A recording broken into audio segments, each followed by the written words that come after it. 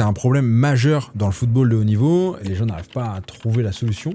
Le plus gros facteur de risque, mais très loin devant tous les autres, c'est les antécédents. À partir du moment où on s'est pété une fois, on risque de se repéter. Et le risque, il est majeur. Tu sens l'ischio là qui est challengé et tu sais direct que c'est pas bon. J'ai continué comme tout bon rugbyman. 2-3 sprints après, j'ai vite capté qu'il fallait s'arrêter. Et que ça demande d'avoir des notions un peu avancées et de pas faire le fameux 3x10 ou le 3x3 qu'on a appris à l'école. La contraction qu'il va falloir vraiment privilégier, et ce, dès J1, ça va être...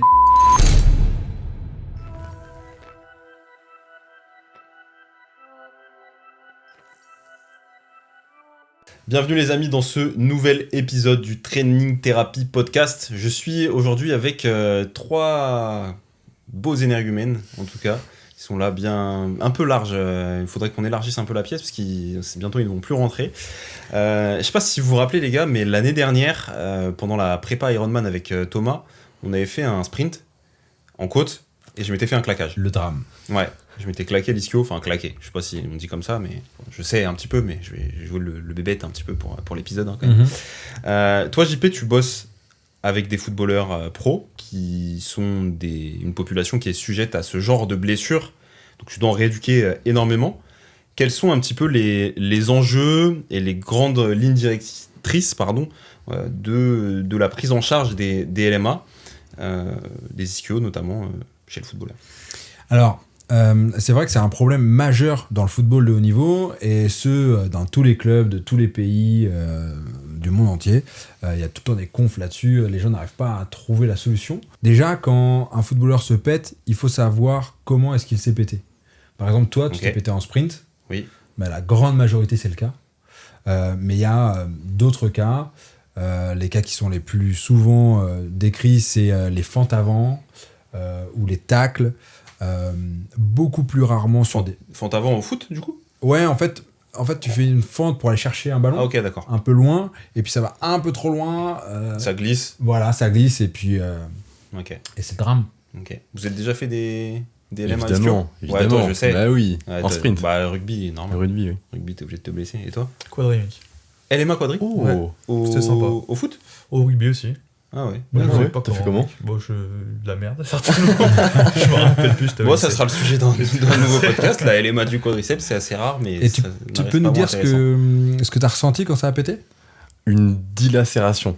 Ah Vraiment, tu sens l'ischio là qui est challengé comme un Romagnan. Tu vois le Romagnan quand tu sens que t'es en fin d'amplitude là, et bah c'est ça, sauf que ça va plus loin. Et tu sais direct que c'est pas bon, tu vois. C'est trop tard. Exactement. Moi j'ai continué comme tout bon rugbyman, tu vois, mais 2-3 sprints après, j'ai vite capté qu'il fallait s'arrêter. Ouais, carrément. Pour le coup, moi j'avais ressenti quelque chose de beaucoup moins important. C'était juste une pointe. Après, j'avais déjà eu des antécédents, donc je me suis arrêté vite. Mais du coup, ça met peut-être en lumière déjà différents niveaux de gravité. Comment toi tu vas chercher à analyser le sportif qui vient de se blesser pour savoir est-ce que c'est grave, est-ce que c'est rien, 2 jours c'est réglé, ou est-ce que non là il va prendre 6 mois quoi. Alors déjà, il faut savoir que c'est jamais réglé en 2 jours. S'il y a un mécanisme traumatique aigu, c'est jamais réglé en 2 jours. Et il ne faut pas que ça soit réglé en 2 jours. Parce que le plus gros facteur de risque, mais très loin devant tous les autres, c'est les antécédents. Okay. Donc à partir du moment où on s'est pété une fois, on risque de se repéter. Et le risque, il est majeur, même par rapport à la force max. On va y revenir plus tard, mais l'objectif, c'est de retrouver une force max, voire de la dépasser. Mais même avec ce facteur de risque comblé, eh bien, on est toujours à risque parce qu'on a des antécédents. Donc du coup, d'abord, le premier truc, c'est qu'il va falloir prendre du temps. Okay. Les facteurs de gravité, quand un sportif vient de se péter, ils sont assez simples. C'est la douleur initiale. Si elle est au-delà de 7 sur 10, c'est un facteur de risque de blessure longue. Sur l'instant T ou... Ouais, sur l'instant T. Ok. Ensuite... Genre lui, par exemple, vu sa façon de décrire. Alors, vu sa façon... En fait, il y a 2 manières de traduire ce qu'il vient de dire. C'est qu'en effet, a priori, il était au-delà de 7 sur 10. Okay. Mais par contre... il a pu sprinter encore après, ou alors courir. Il y a des joueurs qui ne sont plus capables de courir. Vraiment, il n'y a plus rien, quoi. Il n'y a plus rien, c'est plus possible. Donc ça, c'est aussi un facteur de risque sur les grades. Oui, il est dur au mal aussi. De la LMA. Le bon rugbyman. Il n'a pas dit comment quoi. Court en boitant, ça. Ça se trouve, il court en boitant. Leg hop test. Donc ça, c'est un deuxième facteur de risque. Le troisième, c'est combien de temps tu mets pour retrouver une marche indolore. Ok. Si c'est plus de 3 jours, les études disent que ça va durer plus de 6 semaines. Ah, mais ça, c'est super intéressant parce que là, on a des indicateurs sans imagerie qui rapidement permettent de nous donner une idée de la durée que la rééducation va durer. Ouais. Et les sportifs, les personnes qui se font des lésions musculaires, donc des sportifs généralement, la première chose qu'ils demandent, c'est quand est-ce que je vais pouvoir revenir. Exactement. Et ça, c'est un très très gros piège parce que si on reprend la classification, un grade 2, c'est entre 2 et 8 semaines. Tu peux nous rappeler un peu les grades en termes de... Alors, à quoi ça correspond, d'où ça vient peut-être? Des classifications, il y en a énormément. Okay. Les grades, généralement, quand on dit grade 1, grade 2, grade 3 et grade 4, grade 4, c'est la rupture du muscle. Grade 1, c'est la petite élongation qu'on appelle avant. Grade 2, c'est un peu plus grave, et grade 3, c'est ce qu'on appellerait la déchirure. Okay. Et à partir de la grade 3, il y a vraiment un hématome, du sang. Okay. Voilà. La très grande majorité, c'est des grades 2 qu'on retrouve dans le foot. Okay. Ça, c'est la classification de Rodino. Elle est vieille, elle est imagerie dépendante. Et donc, c'est 2 à 8 semaines pour ce grade 2. Voilà, pour ce grade 2, c'est 2 à 8 semaines. Donc, ça fait une fourchette. Ben voilà, c'est un truc énorme. Donc, en fait, quand on nous demande des délais, moi, j'encourage les gens à ne pas en donner. Débrouillez-vous autrement. C'est-à-dire que donnez, par exemple, un délai jusqu'à la prochaine étape. Bon, ben d'abord, je pense que d'ici 1 semaine, tu vas marcher sans douleur. Et puis après, d'ici 3 semaines, peut-être qu'on pourra reparler de la course à pied. Mais du coup, moi, tu vois, ça me fait penser à 2 questions. Est-ce que tu as des cut-offs, justement, qui te permettent de passer d'une phase à une autre? Et donc, ça pourrait être des objectifs que tu donnerais à tes footballeurs. Oui. Et aussi, comment tu te positionnes par rapport à l'imagerie? Parce que l'imagerie, tu vois, dans ton milieu, tu l'as assez facilement et tout. En libéral, c'est un peu moins le cas, tu vois. Ouais. Donc, comment tu te positionnes par rapport à ça Alors, pour les phases, pour les cut-offs, pour les différents types? C'est 2 très bonnes questions, et pour EBP Sport, je mets 3 heures à y répondre. Mais ouais, en formation, on passe beaucoup plus de temps à y répondre, mais je vais forcément faire des erreurs de simplification en répondant à ces questions. Mais oui, bien sûr qu'il y a des critères pour passer d'une étape à l'autre, et il faut se baser là-dessus beaucoup plus que sur le temps. Ça, c'est aujourd'hui, voilà... Les preuves scientifiques, elles sont très claires maintenant. On ne peut plus se baser sur le temps pour savoir si on peut courir ou si on peut reprendre le foot. Ça, c'est impossible de se baser là-dessus. Donc, ça va être des critères de réussite. Il y a des pourcentages de force, il y a des tests fonctionnels. Et puis après, plus tard, il y aura des tests, des hop tests, des tests psycho aussi, etc. etc. Donc oui, basons-nous sur les critères, ça c'est un des points clés que j'arrête pas de répéter à EBP Sport. Il faut absolument se baser là-dessus, sur les subjectifs et sur les objectifs.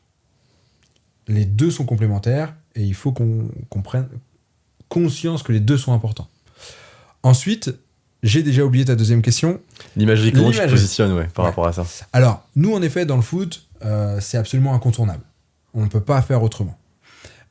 Donc on a l'écho sur place, ça va très vite, c'est facilement c'est accessible.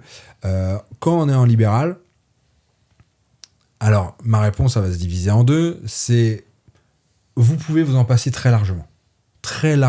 Il y a plein de façons de faire pour s'en passer et pour faire sans. En fait, c'est une pièce du puzzle qu'on va rajouter aux autres, mais c'est pas la pièce essentielle. Parce qu'en fait, si tu as un grade 2 ou un grade 3, ta rééducation va être la même. Et parfois, même, il y a des grades 3 qui reviennent plus vite que des grades 2. Donc, si on se base que sur l'échographie, ça va être anxiogène pour toi, mais aussi pour le patient. Surtout que la classification, au final, elle est faite par rapport à l'imagerie. Exactement.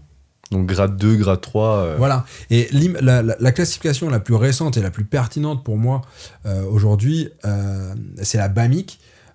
C'est les Anglais qui l'ont créée. Elle est très intéressante, mais elle ne se base que sur l'IRM. Ouais, donc en fait, qu'est-ce qu'on fait? C'est un autre stade d'imagerie en plus. Voilà. Tu vas faire une IRM pour toutes les masses, ça va commencer à coûter un petit peu de... Alors non seulement ça coûte de l'argent, en plus les délais aujourd'hui sont IRM, énormes. Et puis, est-ce que c'est vraiment la priorité de passer des ischios quand on sait qu'on a besoin d'IRM pour de la santé. Enfin, c'est évidemment que les La blessures- question, c'est à quoi ça va nous servir, en fait. Exactement. Oui. Ça, Et puis le Donc, du rapport coup- coût-bénéfice, Ouais, tu vois. bien sûr. Enfin, dans le milieu sportif pro, évidemment que l'IRM, tu vas la passer, parce que ça a son importance, mais dans le milieu... Oui, et puis il faut Libé- pas oublier que c'est les clubs qui payent. Hein. Exactement, dans le milieu libéral, l'intérêt d'une IRM pour une LMA ischio, Voilà. C'est Elle est le club vraiment à qui paye. discuter. Hmm. Est-ce que c'est vraiment utile et essentiel ? Non, clairement pas. Mais, pour contrebalancer, je dirais quand même que quand il y a un doute, quand on est face à une grosse blessure, Ouais. ou quand la douleur ne diminue pas, voire augmente, une douleur de LMA qui augmente, c'est pas normal. C'est un drapeau rouge. Le drapeau rouge de quoi? Ça peut être par exemple une calcification, enfin une myosite ossifiante plutôt. Ok. Et ça, c'est vraiment problématique. Ou Ça va alors, augmenter rapidement après ou sur 4-5 semaines, ça évolue pas du tout, ça a tendance à augmenter? ah non, au-delà de 10 jours, faut Ok. vraiment Ok. vraiment... Une semaine, 10 jours. Moi, si j'ai un patient, sa douleur diminue pas pendant une semaine, je réoriente, c'est clair et net. Hein. Ok. C'est clair et net. Hmm. Donc du coup, ayez un réseau avec des médecins du sport ou des échographes qui sont... enfin, des radiologues qui font de l'échographie, que vous connaissez, à qui vous pouvez transmettre. Parce que si vous... Moi, j'ai encore eu la semaine dernière un patient qui me dit je dois passer une échographie, j'ai une LMA, c'est dans 2 mois. Alors déjà que ça sert pas de ouf l'écho, mais alors 2 mois après, si tu veux... Donc voilà, les 3 cas, c'est ça. C'est si vous avez un doute, si c'est grave, et si la douleur ne passe pas. Ok. Voilà, c'est les 3 critères qui font que là, il faut clairement réorienter, on a besoin d'une imagerie. Ok. Donc là, le footballeur ou les rugbyman viennent de se blesser. Ouais. On a un petit peu évalué leur fonction. On sait vers quelle direction on va, combien de temps techniquement à peu près ça va durer, et surtout quels sont les paliers qu'on va devoir passer. Mais du coup, la rééducation, par où est-ce qu'on commence ? Est-ce que on peut faire du dynamique ? Est-ce que l'ISO c'est mieux au début ? Il me semble que c'est ce que j'avais vu moi. Mais qu'est-ce qu'on fait en fait pour cette prise en charge ? Full isométrique. C'est ça, je crois. Je suis complètement d'accord avec Ouais. ça. De toute façon, c'est la contraction roi, raide. Ouais, exactement. Ok. Absolument pas. En merde. fait, non, en fait, la première phase c'est toujours la même, c'est la phase aiguë. Donc là, on fait le protocole Peace and Love de la clinique du coureur, qui marche très bien pour les lésions musculaires. À une précision près, c'est que ce qui va être vraiment important là pour le coup en aigu, ça va être la compression. C'est ça qui va faire que on va contrôler le saignement. Ok. C'est ça qui va nous poser problème derrière, c'est le sang qui reste dans le muscle, quoi. Hmm. Donc là, pour le contrôler, il faut vraiment comprimer. Donc, si vous suivez une équipe ou des sportifs sur le terrain, ayez toujours une bande de cohébans, on fait un bon garrot au début, et puis après, on enlève le garrot au bout d'un quart d'heure, et on fait une compression plus light. Ça, c'est la première chose. Ensuite, évidemment, on laisse la phase aiguë, mais la phase aiguë d'une lésion myoaponévrotique, franchement, elle est assez courte. Hmm. Elle est assez courte dans le sens où on va pouvoir mobiliser très rapidement, et même il faut mobiliser le plus rapidement possible. Qu'est-ce que tu entends par mobiliser ? Alors, là, c'est vraiment la question sur laquelle je passe du temps pendant ma formation, c'est que tout ce qu'on peut faire, on doit le faire. Qui n'engendre pas de douleur ou qui, même si ça fait mal ? Putain, c'est encore une question sur laquelle je devrais passer une demi-heure. Alors, les études ont montré aujourd'hui que une douleur entre 2 et 4 sur 10, selon les études, personnellement, je trouve que 4 sur 10, c'est un peu beaucoup, mais disons 3 sur 10, une douleur à 3 sur 10, en fait, pendant ta rééducation, de la phase aiguë jusqu'à la phase de réathlétisation, une douleur autour de 3 sur 10, ça ne va pas impacter négativement ta rééducation. Mais même, on va même aller plus loin, c'est que ça va avoir un impact positif dans le sens où les gens vont pas revenir plus vite, mais en fait, ils vont revenir plus fort. Ok. C'est-à-dire que, d'une part, quand la personne a mal à l'endroit de sa blessure, quand on est en train de la mobiliser, sa blessure, le tissu, si la personne ressent une douleur, ça veut dire qu'on est en train de travailler cette structure-là, ce tissu-là. Donc, c'est-à-dire qu'on est sûr d'être dessus. On est sûr aussi d'avoir une dose minimale effective. Parce que si ma douleur est à 0, je fais faire un exercice à mon patient, sa douleur est à 0. comment je sais que je suis vraiment en train de solliciter le tissu en question. Ça donne T'as le des techniques mouvement. quand même sur. Ouais. Évidemment, j'exagère un petit peu. Mais Ouais. on est loin de la limite, si j'entends. Mm. Et Voilà. du coup, on pourrait être plus proche de la limite pour aller plus vite. Non seulement on sait qu'on est bien sur le tissu concerné, mais Ouais. en plus on sait qu'on a une charge qui est plus proche de ce qu'il peut supporter. Ouais, bien sûr. Ok. Voilà, ça c'est la première chose. Ensuite, on a beaucoup parlé d'isométrique parce que c'était... Des petites contractions iso sur le ventre, là, Voilà. résister contre l'enjambe, c'est pas bien. c'est pas que c'est pas bien, Je sens que Johan, il veut. c'est que... Il boue. Après je te laisse la parole, je te vas-y. jure. Non, mais pas du tout. Ça va venir dans la discussion, peut-être. Vas-y. C'est que, en fait, la contraction qu'il va falloir vraiment privilégier, et ce, dès J1, ça va être l'excentrique. Pourquoi l'excentrique ? Parce que c'est la seule contraction qui va permettre d'avoir des gains musculaires structurels importants. Que ça soit l'angle de pénétration, que ça soit la longueur du fascicule, que ça soit en termes de force max, c'est ce qui va travail des tissus conjonctifs aussi. C'est la seule contraction qui va permettre tous ces gains-là. Et si on le fait dès le début, ça va permettre aux cellules de se spécialiser le plus vite. Ok. Maintenant, on peut pas faire d'excentrique. Ok, faisons autre chose. Pourquoi pas de l'isométrique ? Pourquoi pas de l'isométrique ? Parce que je ne peux pas faire de l'excentrique. Je peux toujours pas faire d'isométrique. Ok, faisons du passif. On mobilise le tissu juste en faisant du passif. Et il n'y a aucun Ce problème. qui va mettre un petit peu de contrainte au niveau musculaire, mais très Exactement. On va faire de la mobilisation passive pour que le tissu en lui-même se mobilise et ait une charge minimale de traction pour que les cellules, pour que la cicatrisation soit dirigée. Ok. Mais maintenant, quand je parle d'excentrique, je parle pas d'excentrique supramax. Ok. C'est-à-dire Ça, que, c'est une chose intéressante. en fait, les gens ont tendance à confondre ça quand on est en formation. C'est que quand je suis sur le ventre, on imagine je suis sur le ventre, je ramène passivement le talon de mon patient, donc il est en flexion de genou, je lâche, mon patient retient sa jambe qui est en train de tomber vers la table, ça c'est de l'excentrique. Pourquoi il ferait pas le concentrique ? On peut faire du concentrique aussi. On peut. Non mais c'est dans le cas où il a... Il a une douleur sur le concentrique. Voilà, c'est ça. Parce qu'en fait, ton ischio-jambier, ça aussi c'est très important, c'est que ton ischio-jambier, il est fait pour freiner. Oui. Donc ça veut dire que ça va être plus dur pour lui de faire du concentrique, tu vas vite cramper, que de l'excentrique. Donc pourquoi pas du concentrique si, Ok. si on Non, peut mais faire c'est du une concentrique. question. Ça me paraît. Ah ouais, non mais essentiel. et évidemment, moi je suis complètement d'accord avec ça. Il faut faire du concentrique. En fait, il faut faire tout ce qu'on peut faire. Mais il faut privilégier l'excentrique. L'excentrique sera le. Ok. Ok. Et là, tu parlais de flexion de genou à plat ventre. On sait que la plupart du temps, c'est quand même le biceps fémoral qui est atteint. Est-ce que tu vas privilégier plutôt du travail sur des patterns d'extension de hanche au début, ou ça t'importe assez peu et tu fais un petit peu de tout Alors, ça c'est une super bonne question et très franchement, je me la pose toujours quand je fais mes rééducations et je ne donne pas toujours la même réponse. En fait, ça va vraiment dépendre de mon patient. Mais dans l'idée, oui. Mais pas forcément dès le début. En gros, là, je vais vraiment me fier à sa douleur et à ce qu'il est capable de faire ou pas. Mais si je vais très vite dans la rééducation, il y a 3 trucs très importants à retenir. C'est l'amplitude. À quelle amplitude je vais travailler ? Parce que ce qu'on oublie souvent, c'est que quand on est à plat ventre et qu'on ramène en flexion de genou avec une extension à 0 jusqu'à la position 0-0-0, en fait, on est course interne, course moyenne, quoi.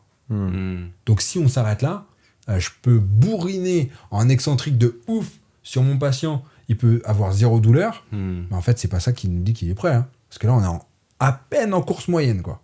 Ouais, c'est clair. D'autant plus pour un biceps fémoral. Donc du coup, oui, je vais essayer de travailler en flexion de hanche le plus tôt possible, et je vais essayer de couvrir le plus d'amplitude possible. Que ce soit un biceps fémoral ou autre chose d'ailleurs. Donc je vais essayer de couvrir la plus grande amplitude sans oublier la hanche pour un muscle polyarticulaire. La deuxième chose que je vais faire, c'est évidemment que je vais travailler la charge en plus de l'amplitude, je vais travailler la charge. Et peut-être pour le coup, que quand je vais commencer à mettre de la charge, ben là, je vais le faire à une amplitude basse, au début, au moins. Je vais pas et aller en fin d'amplitude et lui rajouter de la charge. Voilà, il faut être progressif, comme dans toute rééducation. Bien sûr. Et la troisième chose méga importante, c'est qu'il faut rajouter de la vitesse. Ça aussi, on a tendance à l'oublier. Si on fait... il y en a qui me disent « Ouais, c'est bon, je suis prêt, mon test ISO, il est parfait. » Mais le test ISO, il a une vitesse qui est bien inférieure à ce qu'on va connaître en fonctionnel. Donc c'est pas parce qu'on a un test ISO topissime qu'on est prêt. Voilà. Il y a un autre truc aussi par rapport, tu parlais d'amplitude aussi, je pense que ce qui est intéressant, c'est de varier aussi les angles de travail, notamment la rotation tibiale par exemple, on sait, parce que ça sollicite des lignes tissulaires différentes, mais aussi la rotation de hanche. Parce que finalement, quand l'athlète il se blesse, on ne sait pas exactement à quel endroit il s'est lésionné, sauf si tu as fait l'écho. Et du coup, parfois, quand tu fais tes exercices, tu ne sais pas si le message va passer aussi au bon endroit. C'est pour ça que ça va être intéressant de balayer des angles, de travailler sur des angles différents, selon moi quand même. Et pour le coup, pour revenir à l'isométrique en course externe, donc avec une tension d'allongement un petit peu sur le muscle, va pouvoir être intéressant parce que le fait de tenir cette position pendant un certain temps dans cette amplitude-là va nous permettre d'être sûr qu'il y aura la bonne transmission de force et que du coup le site lésionnel, il va être la mécanotransduction va directement agir dessus, chose que tu ne sais pas forcément tout le temps si par exemple tu mets de la vitesse trop tôt, puisque du coup il n'y aura pas recrutement complet de l'unité motrice. Je prends l'exemple d'un nordic hamstring. Clairement, bien souvent, le moment où ça devient le plus intéressant, c'est quand tu vas te rapprocher du sol. En plus, t'es pas dans une course où il y a énormément d'étirements. Et souvent, quand tu te rapproches du sol, t'as tendance à relâcher parce que t'as peur de te faire mal ou parce que tout simplement t'es pas capable de retenir. Et donc, dans ce cas-là, en fait, l'exercice ne sert plus à rien. Là où l'isométrie en fin d'amplitude, j'en sais rien, tu te mets en fente, tu viens contracter, sera plus pertinent pour aller renforcer un ischio. Donc, je pense que... Surtout que tu restes en extension de hanche, comme t'en avais parlé juste avant, sur le nordique, en fin d'amplitude, sauf si tu le fais en déficit, mais là, ça demande d'avoir une force incommensurable. J'ai trop de choses à vous répondre à tout ça. Alors, ok pour l'isométrique en fin d'amplitude, ça va nous permettre d'apprendre à contracter. Je pense que pour moi, l'isométrie, c'est quelque chose qui est macroscopique, mais qui, à l'intérieur du muscle, n'existe pas vraiment. Parce que au moment où tu es dans ta position et que tu vas te contracter, tu vas avoir de l'excentrique. Forcément, parce que t'as une tension qui se fait. Donc en fait, c'est macroscopiquement, il n'y a pas de mouvement, mais à l'intérieur, le muscle, il y a quand même une déformation qui se fait, qui se rapproche un petit peu de l'excentrique. Par contre, pour moi, c'est là où il y a un petit peu de nuance à apporter. Non, mais je suis totalement d'accord avec toi. Là, on passe un petit peu à un step, là. Accrochez-vous, les auditeurs, accrochez-vous. Mais oui, en effet, si on zoome au niveau microscopique, on sait que l'isométrique n'existe pas en tant que tel. Et même, je vais même aller plus loin. Il y a des contractions concentriques macroscopiques qui sont en fait des contractions excentriques microscopiques. Mais ça demande un peu plus de... On en parlera ce midi. Voilà. Bref, toujours est-il que, oui, évidemment, moi j'utilise l'ISO en fin d'amplitude. Bien sûr, ça va me permettre à apprendre aux muscles, et même au corps entier, de contracter, d'avoir des contractions extrêmes. Mais c'est pour préparer l'excentrique en fin d'amplitude. Je veux gagner en fin d'amplitude en excentrique. La deuxième chose, c'est par rapport aux rotations. Ça, c'est tout à fait vrai et il faut vraiment faire gaffe à ça. J'avais mon pote Bastous en soins qui s'est fait une LMA mastoc des ischios au judo. Attention, belle perf. Il s'est fait une grosse LMA. Quand je l'ai en rééducation, je lui montre des exercices. Son pied, pour éviter que son biceps fémoral soit trop recruté, son pied, il part en rotation latérale. Quand il est en excentrique, sur le slide. Son pied, il part en rotation latérale parce qu'il veut moins recruter son biceps et plus les deux semis. Donc en fait, si on laisse faire notre patient dans un coin et il le fait tout seul, en fait, il est en train de travailler tout sauf son biceps et sauf la zone lésée. C'est pour ça que non seulement il faut vérifier les amplitudes articulaires, mais que la douleur va être une bonne indication aussi. Si pendant mon exercice, le mec il a zéro douleur, en fait c'est qu'il y a un loup quelque part. Ouais, donc ça peut être intéressant d'utiliser la douleur comme un marqueur au début de la rééducation pour savoir quel exercice met le plus de tension sur la structure. Ouais. Et on espère avec la rééducation que cette douleur s'estompe et disparaisse complètement. Ouais. Et donc dans ce cas-là, on saura que tel exercice avec telle variation au niveau de la hanche, sera pertinent pour lui et on pourra continuer de tabasser. Exactement. Et il y a un autre truc aussi qui se passe qui est méga important, et ça c'est les travaux de Lilian Lacourpaille que vous avez déjà invité. C'est au niveau de la sélection, de l'inhibition sélective des chefs des ischio-jambiers. C'est-à-dire que quand un muscle est lésé, on va avoir une inhibition de ce muscle-là. Oui. Ce qui fait que les autres muscles vont prendre le relais et vont s'hypertrophier de manière majoritaire par rapport à la zone lésée. Ce qui fait que il va falloir lever cette inhibition et le travailler de manière plus spécifique. Donc, avoir des exercices de hanche, par exemple, pour le biceps fémoral, avoir des exercices, et aujourd'hui, c'est assez bien décrit dans la littérature, avoir des exercices qui vont chercher plus précisément ces muscles-là, sachant qu'il y a des grosses variations inter-individuelles. Donc, du coup, je reviens sur ce que tu disais. Là, je vais plutôt me baser sur la douleur qu'avait mon patient. Je vais garder ça en marqueur et je vais le travailler jusqu'au bout en gardant ça en tête, quoi. Ok, donc vraiment très important d'aller tester avec son patient vraiment une multitude d'exercices pour savoir lequel va mettre le plus de tension sur la structure, comme le disait aussi Johan avec ses histoires de rotation. Et ça tout au long de la rééducation. Okay. Parce qu'en fait, au début de la rééducation, on peut avoir mal un peu partout, tout le temps. Ouais. Donc laisser passer un petit peu de temps pour avoir une vision plus objective et plus sélective de mon patient. Ok.